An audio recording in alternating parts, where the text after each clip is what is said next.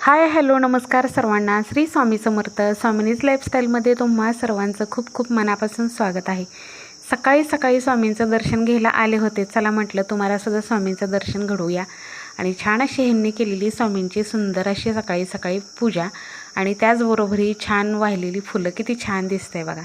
खूप भारी वाटतं सकाळी सकाळी. सकाळची वेळ आहे आणि मस्त असं आमच्याकडं गॅस संपलेला आहे. आणि गॅस संपलेला तर सगळ्या ताईंना माहितीच आहे बरं का.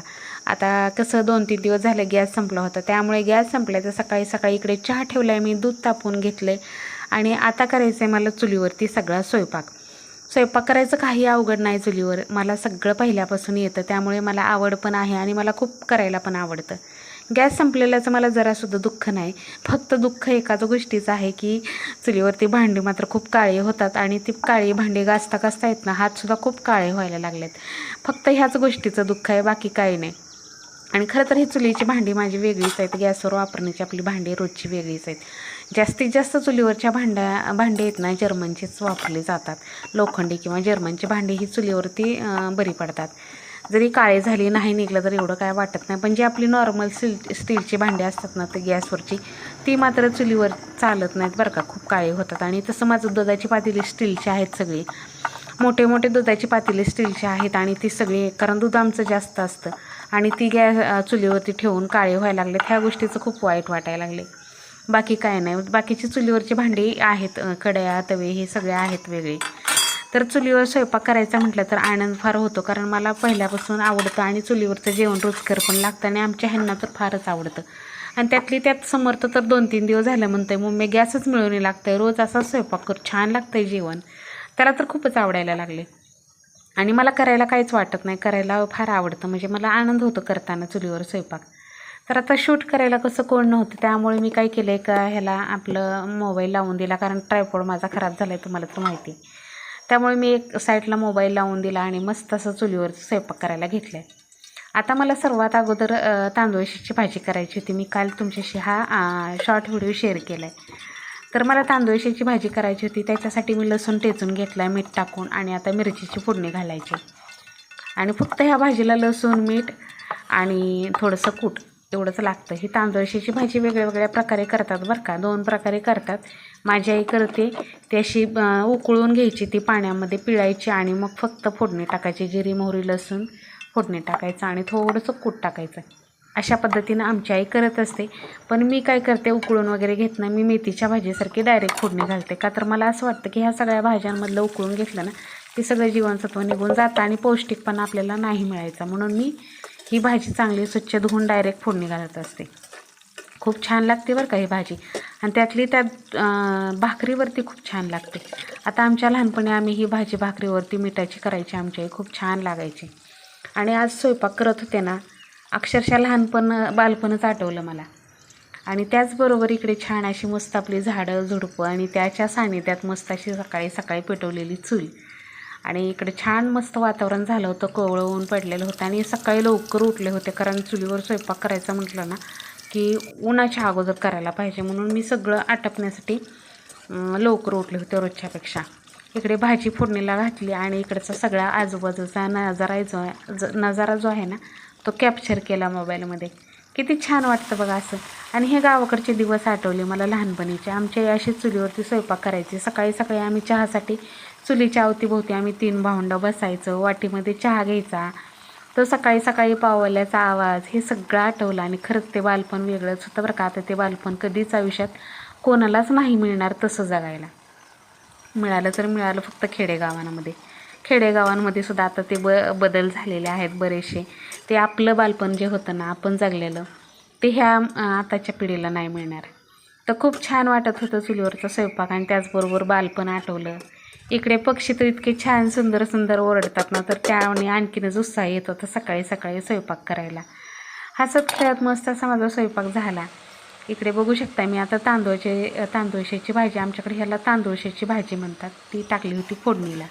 तुम्हाला जवळनं पण दाखवते थोडीशी. ती फोडणीला टाकली. ती भाजी काही तेलावरती होती त्यामुळे त्याला काही लगेच जास्त वेळ लागत नाही.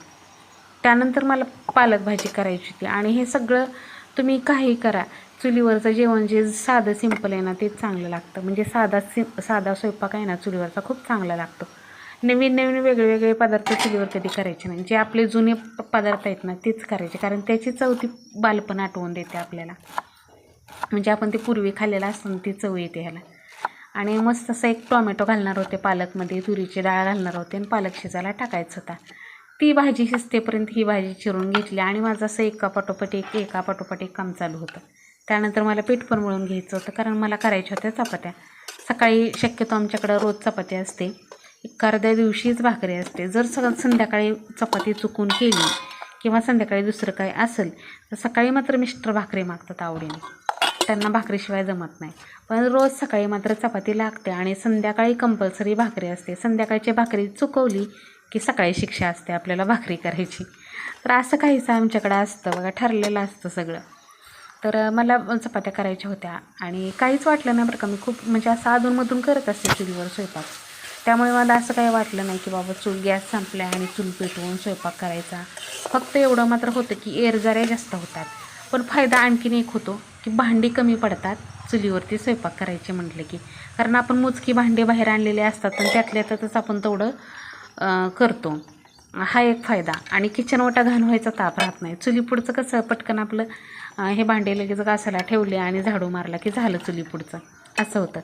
पण आपण किचन ओट्यावरती स्वयंपाक ज्यावेळेस करतो ना गॅसवरती, तर त्यावेळेस बघा पसारा किती होतो, भांडी किती पडतात. त्याचबरोबर गॅसवरती राडा पसारा, किचन कट्यावरती, वरून आपलं किचन घाण होतं, हे व्हायलंच. तर आता सध्या माझं 4 दिवस झालं गॅस संपलेला आहे आणि कधी मिळेल सांगता येत नाही बरं का ताईंनो. तर 4 दिवस झालं गॅस तर संपलेला आहे. 4 दिवस झालं रोज हेच चालू आहे चुलीवरती स्वयंपाक. पण छान वाटतो. फक्त पाऊस आला की थोडी मजा होते, गंमत होते थोडी, पण ते आणखीनच छान वाटतं पावसाचं वातावरण. इकडे पालक तर छान असा शिजायला घातला होता आणि त्याचबरोबर म्हटलं चला तुम्हाला आजूबाजूचा परिसर दाखवूया, जी काय आपली मस्त अशी आजची फुललेली फुलं दाखवूया तुम्हाला. तर असं इतकं सुंदर वातावरण आहे आणि मग स्वयंपाक बाहेर करते तर छानच वाटणार ना. तर ही सगळी फुलं, माझी देवपूजा झाली होती सकाळी लवकरच, पण मला फुलं व्हायची राहिलेत, त्यामुळे बागेमध्ये तुम्हाला भरपूर फुलं दिसतील आज. आणि इकडे बघू शकता माझा सगळा बाहेर आणलेला पसारा. तर आता हा पसारा आहे ना, आता मला पीठ मळायचं होतं, त्यामुळे मी गव्हाचं पीठ पण आणलं होतं ताटात मळण्यासाठी. आपल्या पाण्याचा हंडा आणला होता, म्हटलं जास्त एरझाऱ्या करायला नको. जे मोजकं साहित्य लागतं आहे ते सगळं साहित्य आणलं आणि मस्त असा गावरान चुलीवरचा बेत, पालकची भाजी, तांदूळशाची भाजी आणि मस्त अशा चपात्या आणि भात केला शेवटीला. आणि ते चुलीवरचं पातेलं बघताय ना तुम्ही, ते पातेलं तर घासता इतका वैताग आला होता, कारण ते पातेलं खरं डबल ठेवलेलं होतं. समर्थाच्या पप्पांनी सकाळी त्यात पाणी पिण्यासाठी गरम केलं, ते ऑलरेडी काळं झालेलं होतं आणि त्यांना आणखीन मी त्याच्यात भाजी शिजायला घातली, त्यामुळे आणखीनच काळं झालं. घासताना मात्र मला खरंच हे वाटवलं, कारण हे चुलीवरचे भांडे निघायला खूप अवघड जातात आणि छोट्या छोट्या भांड्याला लावावं तर काय. आता बुड मोठ्या भांड्याला लावतो आपण, माती वगैरे लावतो, पण ह्या छोट्या छोट्या भांड्याला काय लावणार. त्यामुळे मी तसेच ठेवले वैतागून आणि म्हटलं आता काय एवढे 2-4 दिवसात व्हायचे तेवढे काळे भांडे हो बापडीचे. आता गॅस बुकिंग केला आहे. त्यांची गॅसवाल्यांची एकच आट आहे की 45 दिवसानंतर बुकिंग करायचं आणि तिथून पुढे 4-5 दिवसांनी गॅस मिळणार. आता आमचा पहिला गॅस आणून 45 दिवस झाला, गॅस बुकिंग केला आहे. आता 4-5 दिवसांनी मिळेल असं सांगितलं आहे. तरी पण अधूनमधून फोन करतायत समर्थाचे पप्पा.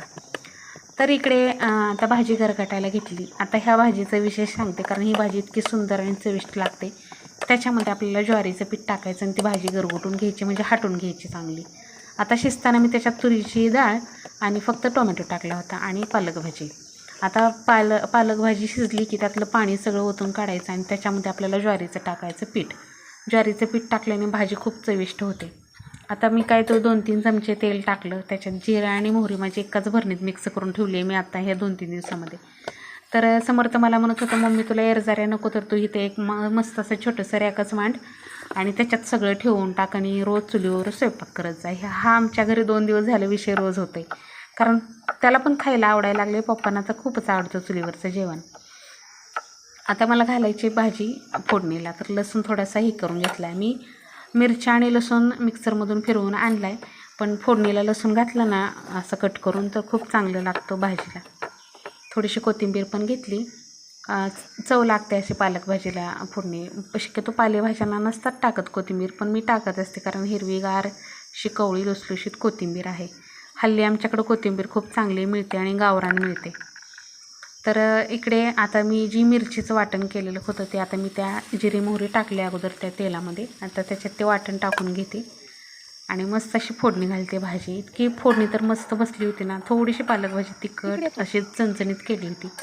आणि त्यात चुलीवरचं जेवण म्हणल्यानंतर तर काही विचारूच नका. तोंडाला करतानाच पाणी सुटत होतं आणि खूप जेवण मस्त झालं होतं बरं का. बघू शकता मी इकडं फोडणी घातली. त्यानंतर समर्थ आला. त्याने थोडा वेळ मोबाईल धरला. कॅमेरामॅन आला त्यामुळे थोडंसं आणखीन मला बरं वाटलं. म्हणजे काय होतं, खालून एवढं शूट केलेलं व्यवस्थित येत नाही. ट्रायपॉड खराब झालं त्यामुळे आपल्याला वरून काय दाखवायचं म्हणलं तर ते जमत नाही. तर भाजी फोडणी घातलेली तुम्हाला आता असं कसं दिसतंय बघा, आणि मग कसं दिसत होतं. आता भाजीला मस्त अशी चांगली ती जे टाकलेलं होतं ते सगळं सामान तळून घेतलं आणि आता मस्त अशी फोडणी दिली आणि जी भाजी शिजवलेलं पाणी होतं ना, तर ते घट पातळ करून भाजी अशी मस्त थोडीशी घट्ट होती तर थोडीशी पातळ करून घेतली. आणि बघू शकता भाजीला कलर किती सुंदर आला आहे. आणि असा पालकचा गरगटा जर खाल्ला चुलीवरचा तो पण, तर खरंच मस्त आजचं जेवण इतकं खूप सुंदर होतं ना. समोरसुद्धा म्हणला मम्मी आजची भाजी इतकी छान झाली ना, त्याला जेवायला आवडलं होतं. त्यानंतर त्याचे पप्पा चालले होते साईटवर, त्यांना काढायची होती ही 4 व्हीलर. तर समर्थाला सांगितलं 4 व्हीलर काढ म्हणून आणि ते थांबले होते गेटच्या तिथं. कारण बाहेरनं गाड्या पण येतात ना रोडवरनं. कसं आमचं घर जरा जास्तच रोडवर आहे. गाडी त्यांनी पटकन बाहेर मागं काढली आणि एखादी गाडी आली तर म्हणून ते थांबले होते आणि समर्थ गाडी काढत होतं. आणि कसं आणखीन तिथं कोबा केलेलं नाही ना, त्यामुळे गाडी काढायला जरा थोडीशी अडचणच होती. कारण तिथं थोडासा म्हणजे असं चढच आहे तिथं. तर छान अशी गाडी काढली. तोपर्यंत एक गाडी आलीच होती पाठीमागनं. तर असं काहीशी आमची आपदा होती बघा गाडी काढताना 2 माणसं आरामात लागतात. तर त्यानंतर मग मी चपात्या करायला घेतल्या. समर्थ गेला आणि मग मी चपात्या करायला घेतल्या. आणि अधूनमधून त्याजवळ चिडवणं चालूच होतं मला. मी तर स्वयंपाकाच्या नादात होते. त्याला मोबाईल पकड म्हणलं तर तो म्हणला तुझा स्वयंपाक कधी व्हायचा तोपर्यंत मी माझा मोबाईलच पकडून ठेवू का असा. ठेव तुझा मोबाईल म्हणला आणि गेला तो. मग मी पण थोडीशी त्याला बडबड केली की माझं काहीच काम करत नाही तो. आणि खरंच बरं का बाकीची कामं करतो. मुलांना आजकाल असं आवडत नाही जास्त हे करायला, पण ह्या गोष्टी करू लागतो समर्थ मला. म्हणजे बाहेरचा आजचं बाहेर सामान न्यायचं, स्वयंपाकात थोडीफार मदत करू लागायची. म्हणजे मदत काय, हे आणून दे ते आणून दे, हाताखाली बरंचसं काय करू लागतो. आता मी इकडं मस्त अशा चपात्या करायला घेतल्या होत्या आणि तिकडे समोर माझ्या जेवायला बसला होता आणि तिकडे दाद्या होता मला बोलत होता. आणि इतक्या छान छान चपात्या झाल्या होत्या. आणि तुम्ही बघू शकताय ताईंनो, बऱ्याच ताई मला अशा कमेंट करतात की ताई तुम्ही मैदा वापरता का नाही, पण आमचा ओरिजिनल गव्हाचा कलरच तसा आहे. त्यामुळे चपात्या पण आणि पोळ्या पण खूप सुंदर होतात ह्या गव्हाच्या. आणि कलर बघू शकताय तुम्ही, नॅचरल कलर गव्हाचा. इतका सुंदर असा स्वयंपाक झाला. त्यानंतर समर्थ आणि मी जेवायला बसलो आणि आमच्या दोघांचं दुपारचं जेवण एका ताटामध्ये असतं. एका ताटामध्ये जेवलं आम्ही दोघं की आमच्या दोघांचं पण पोट भरतं. अशी आमच्या दोघांची पहिल्यापासूनची समज आहे. मी जेवायला ताटावरून घेतलं की तो माझ्या ताटात बसलेला असतो. मग आम्ही काय केलं, मी थोडंसं तुम्हाला शूट करण्यासाठी दाखवलं, पण आम्ही मात्र दोघंही एकाच ताटात जेवतो. त्यामुळे असं ताट गच्च भरून घेतलं होतं. 2 चपात्या, भाजी, भात एकीकडं आणि तांदूळशाची भाजी. तर असं होतं आजचं जेवण. आणि आजचा व्हिडिओ तुम्हाला कसा वाटला कमेंट करून सांगा. जर व्हिडिओ आवडला तर लाईक करा, शेअर करा. चॅनलवर जर नवीन असाल तर चॅनलला सबस्क्राईब करा. चला तर भेटूया अशा छानशा व्हिडिओसोबत. तोपर्यंत सर्वांना श्री स्वामी समर्थ.